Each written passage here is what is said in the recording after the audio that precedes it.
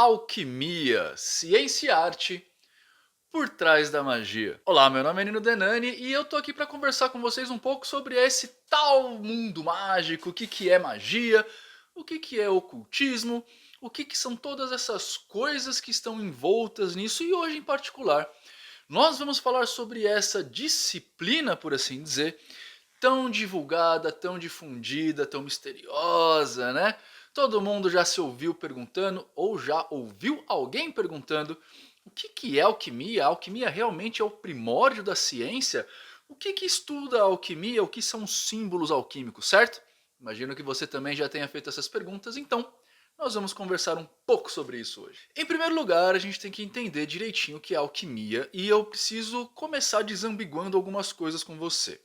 Alquimia medieval é uma coisa. Alquimia atual é uma coisa completamente diferente e se perdeu no tempo o significado disso. Ou seja, a alquimia medieval era uma coisa, foi evoluindo, evoluindo, evoluindo, evoluindo. A galera do esoterismo pegou o termo, porque ele, no final das contas ele é bonito, né? Principalmente por ser tão misterioso, e aí adaptou a alquimia, o termo alquimia para qualquer coisa. Então você vê gente que faz chá e fala que é alquimista, você vê gente que faz sabonete e fala que é alquimista, você vê gente que faz vela e fala que é alquimista. No final das contas, hoje em dia, alquimia é a arte de misturar coisas, né? Mas não foi sempre assim. Em primeiro lugar, historicamente, a gente precisa definir a alquimia em dois grandes nichos, tá? Que nasceram mais ou menos de forma simultânea. Primeiro é a alquimia ocidental e segundo é a alquimia oriental. A alquimia oriental eu não vou abordar aqui com vocês porque ela está muito longe da nossa realidade, mas ela tem duas semelhanças com a alquimia ocidental e aí dá para falar a respeito disso, tá? Mas vamos começar definindo o que é essa alquimia ocidental. Em primeiro lugar, ela começou no período medieval, nos grandes países do medievo, então ali na região da Inglaterra, né, da Grande Ilha, na região da França, Espanha, Portugal, um pouquinho indo ali mais para a Itália, descendo a botinha ali, todo esse povo começou a desenvolver o que a gente chama de alquimia, beleza? Nessa época simultânea, o galera do Oriental lá também, China, Índia, Arábia, Japão, também foram desenvolvendo algumas coisas nesse sentido, mas a gente tem um lado muito mais forte conhecido aqui da alquimia ocidental. A alquimia ocidental, então, ela é a manipulação, né, pelo menos o estudo da forma de manipular, que vai sem depois dar origem, por assim dizer, a química, física, biologia, medicina, semiótica, misticismo, espiritualidade, arte, antropologia, astrologia, filosofia, metalurgia e matemática. Tudo isso era domínio dos alquimistas. E olha que interessante. Eu falei aqui para você semiótica. Você sabe o que é semiótica? Semiótica é o estudo dos símbolos. É a forma que a gente tem de olhar para alguma coisa e entendê-lo como representante de uma outra coisa. A semiótica ela vai dar bases para a gente estudar, por exemplo, linguística. Além de estudar os movimentos do corpo, para você entender, por exemplo, quando uma pessoa te olha de um jeito e te significa uma outra coisa, isso também é um símbolo.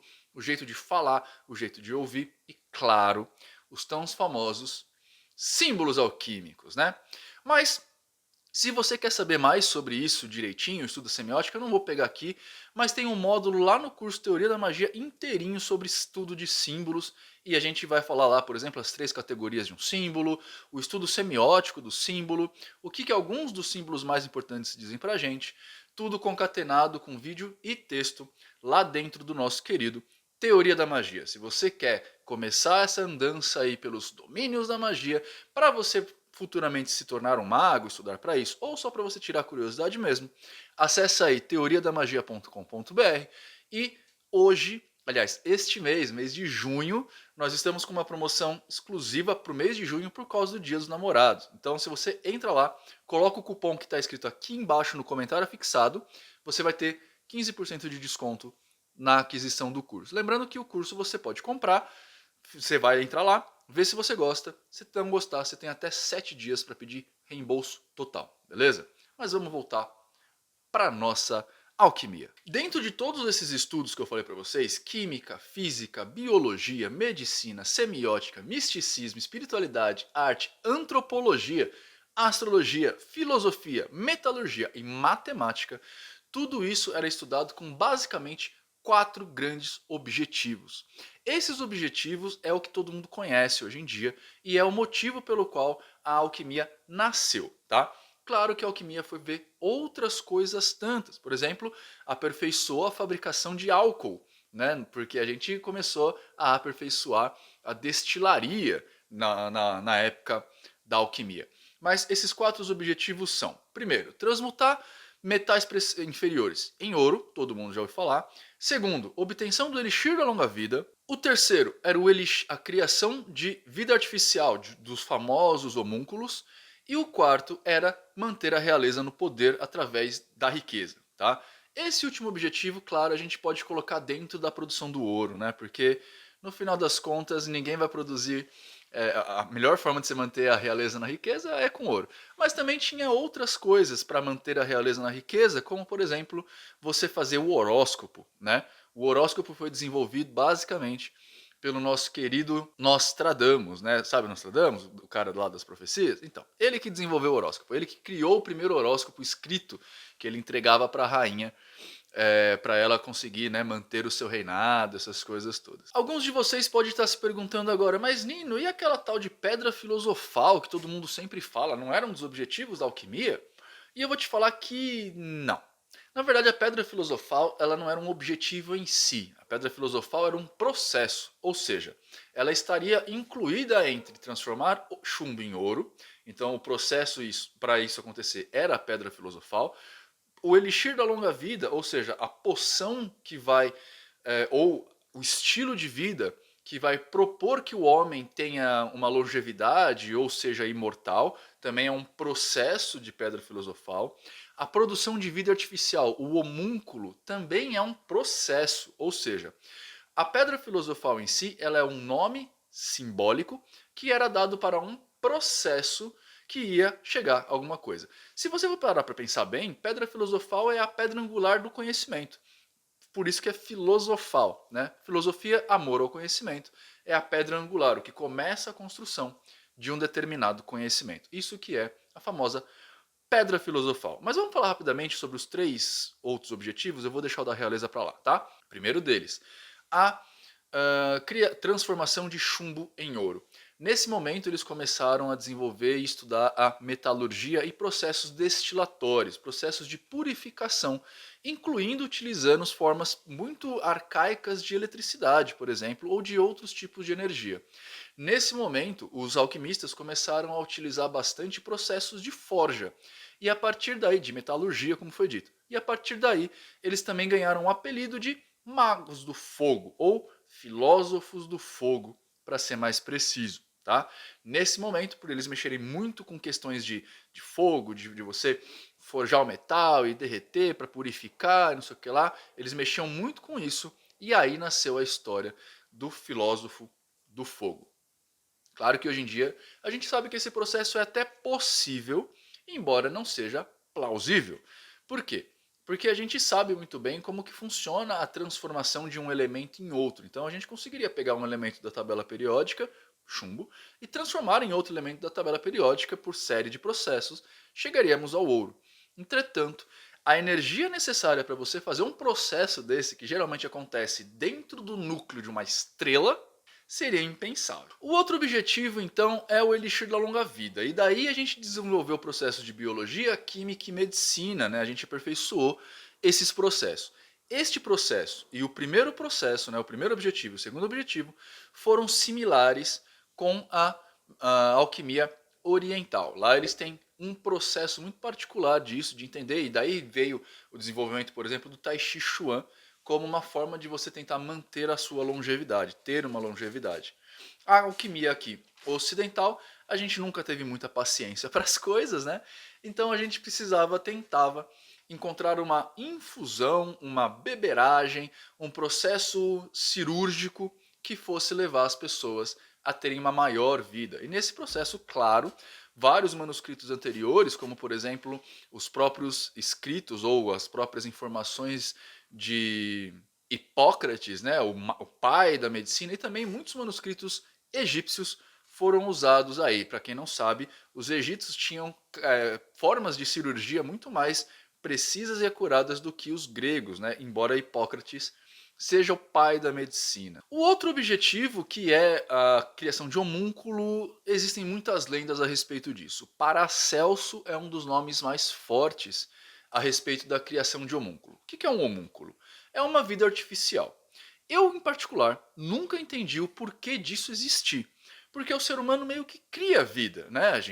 O papai planta a sementinha no útero da mamãe e 9 meses depois tem uma vida ali, né, nascendo. Mas Paracelso e tantos outros magos medievais queriam fazer uma vida artificial que não dá nem pra gente chamar de um demôniozinho, embora Paracelso tenha dito que tenha conseguido 12 desses, e esses caras eram mantidos em pequenas garrafas, assim como a gente tem depois na novela do Rei do Gado, o diabinho na garrafa ali do personagem principal do Antônio Fagundes. Mas, de qualquer forma, esse era um dos processos. Esse em particular foi feito várias teorias e a receita pela qual o Paracelso diz ter conseguido o seu objetivo, e há alguns relatos em outros livros dizendo que esses 12 homúnculos realmente foram feitos, o que eu duvido, mas envolvia geralmente esperma humano, ovo de galinha e fezes de animal, tá? Na maioria das vezes, você quebrava um ovinho, colocava o esperma, enterrava num cocô de cavalo, deixava ali por 40 dias e aí nasceria um homúnculo. Hoje em dia a gente sabe que isso é bastante implausível, tem um vídeo meu aqui que eu falo sobre isso, inclusive com questões porque incompatibilidade de cromossomos, né? E principalmente porque o gameta da galinha, né, o ovo da galinha ali, ele só consegue ser fecundado dentro da galinha antes da casca do ovo estar feita. Quando a casca do ovo está feita, ele já é impossível de ser fecundado mesmo por um galo, quanto mais por um homem que tem um número de genes ali diferente, muito diferente. A gente não tem tipo 22 e 22, né? A gente tem tipo 22 e 12, alguma coisa assim. Eles não se combinam. Então é impossível nesse processo nós criarmos um ser humano. Agora, você lembra que eu falei lá no começo que a gente estudou semiótica? Pois é, vários dos conceitos que nós temos no mundo mágico hoje em dia vêm oriundos da alquimia medieval, como por exemplo o processo de trocas equivalentes, que também é usado na química. Na química, as trocas equivalentes fazem referência a que quando você mistura 50 ml de uma substância com 50 ml de outra substância, você obrigatoriamente terá 100 ml como resultado final. O que quer dizer que você nunca vai ter mais ou menos um resultado, a não ser que você adicione alguma coisa ali. Beleza? Se você, por exemplo, pega 50 ml de água, 50 ml de óleo, mistura os dois, mesmo com eles não misturando, os dois ali no mesmo lugar vão totalizar 100 ml, mesmo a água sendo mais densa que o óleo. E o mesmo vai acontecer quando você pega água e álcool. Os dois têm a mesma densidade, você mistura os dois e continua tendo sempre a soma dos dois. A magia também trouxe isso, mas de uma forma um pouco mais mística, por assim dizer. Nós costumamos dizer que a troca equivalente é você só tem de alguma coisa aquilo que você dá primeiro, e isso é muito importante. Para a gente colocar na nossa vida um princípio alquímico, basicamente o princípio da troca equivalente, a gente precisa lembrar sempre que a gente não tem nada de graça, não existe janta grátis, né? A gente não tem nada de graça, esse negócio de você colocar para o universo, isso é besteira. Você precisa sempre dar alguma coisa para ter alguma coisa em troca. O que basicamente vai falar que, por exemplo, em processos onde você espera que alguém seja educado com você para você ser educado com a pessoa, é meio imaturo, pelo menos segundo a alquimia, tá? Você sempre vai ter que ser educado primeiro, ou seja, dar a educação para depois receber a educação de volta. Dar dinheiro para depois receber o dinheiro de volta. Pois é, né? A gente sempre tem essa questão, essa briguinha aí entre as pessoas, porque, por exemplo, a gente faz atendimentos particulares. Eu faço atendimento particular. Se você quiser, o telefone é esse daqui. Procura aqui no WhatsApp a Beatriz, que é a minha assistente, que ela vai marcar com você e explicar tudo o que você precisa saber, beleza? Ou mesmo o curso Teoria da Magia. Você precisa pagar para adquirir o conhecimento.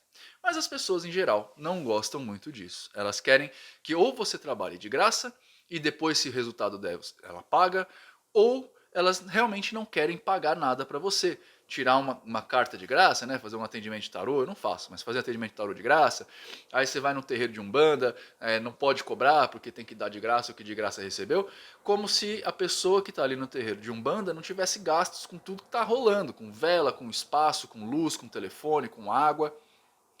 Só que, se a gente não dá nada primeiro, a gente não tem nada de volta. Enfim, eu não vou entrar nessa discussão com vocês agora, porque o vídeo já está um pouco longo, mas tem uma coisa que eu quero falar com você antes de terminar esse vídeo. Em primeiro lugar, que se você gostou do que a gente está fazendo aqui, curte e compartilhe o vídeo. Se você gosta muito do trabalho que a gente vem desenvolvendo, torne-se um hashtag Demonino Oficial clicando aqui em Seja Membro do canal, beleza? Isso dá uma força brutal pra gente continuar o trabalho e a gente se sente, claro, que vocês estão gostando. É uma métrica pra gente continuar ou mudar o trabalho, tá? Mas a coisa mais importante que eu quero dizer pra vocês agora é que o título deste vídeo tá errado. Deixa eu explicar pra você. Eu tenho uma equipe que me ajuda a desenvolver os vídeos do canal, tá? Então essa equipe vai, por exemplo, atrás de palavras-chave que são muito usadas ou das principais dúvidas das pessoas a respeito daquelas coisas que eu falo. E um desses vídeos, que é esse aqui em particular, eles falaram para mim: Nino, você precisa usar o termo alquimia, ciência e arte por trás da magia. E eu falei: por quê? E eles falaram: porque tem muita gente usando isso, então é legal você trazer a sua visão. E eu estou trazendo agora. Primeiro, a alquimia não tem nada de ciência. Na verdade, ela tem bem pouco de ciência, tá? Ela é muito mais ligada à religião. Mesmo tendo falado lá no começo que ela pode ser responsável pelo início do que a gente chama hoje em dia de ciência. E sim, porque ela influenciou de uma forma ou de outra muitos pensadores naquela época e tarará. E as pessoas, por exemplo, foi mais ou menos nessa época que as pessoas começaram a olhar para o céu para ver as estrelas, e em vez de olhar para o céu para ver as estrelas, mirando o bolso da galera. E aí a gente tem a astrologia nascendo, a astronomia, perdão, nascendo. Mas de qualquer forma, a gente não pode chamar a alquimia de ciência, porque ela não segue quase nenhum dos princípios da ciência. Ela era feita muito empiricamente, né? Muito na base do teste, muito na base de erro e acerto, com muito pouco com muita pouca anotação do que está acontecendo. Então não dá para a gente chamar a alquimia de ciência. E principalmente não dá para a gente falar que tem ciência por trás da magia. Né? A gente pode falar que sim, os magos usam os conhecimentos científicos para fazer magia. Mas não dá para a gente tentar comparar magia com ciência, porque isso nunca vai acontecer. Inclusive, não é papel de mago nenhum tentar comprovar os quesitos da magia com a ciência. O que a gente faz é usar os princípios da ciência para fortalecer a magia, mas a gente não tenta falar que nada que é magia é ciência, porque senão a gente vai cair naquele negócio de virar pseudociência e não é nosso objetivo. E também chamar a alquimia de arte não é lá muito certo, né? Porque que tipo de arte seria essa, né? Não dá para chamar de arte, não dá para chamar de ciência, não é nada disso. A gente não pode deixar de lado a importância da alquimia para a história geral das coisas, né? Para a história geral, inclusive, da ciência. Mas a gente não pode chamar alquimia de ciência nem de arte, assim como a gente não pode chamar magia nem de ciência nem de arte. Embora muitas pessoas tenham o costume de falar de ars magica, né? Que é a palavra para arte, ars mágica. Ou tipo ars goetia, ars paulinia, ars não sei o que lá. É a arte da Goetia, a arte de Paulo, né? Mas enfim. Conceitos à parte, eu como artista plástico formado, professor de história da arte, eu me incomodo muito de usar esse termo fora do contexto específico, né? Então eu me incomodo particularmente sobre isso. Mas de qualquer forma, está aqui colocado para vocês uma forma muito geral do que é alquimia. Quer saber mais do que é alquimia? Quer saber melhor o que é alquimia? Então, teoriadamagia.com.br. Lembrando que este mês tem desconto para vocês. Cupom aqui embaixo, beleza? É isso. Espero que vocês tenham uma ótima vida, sejam pessoas melhores que vocês foram até agora.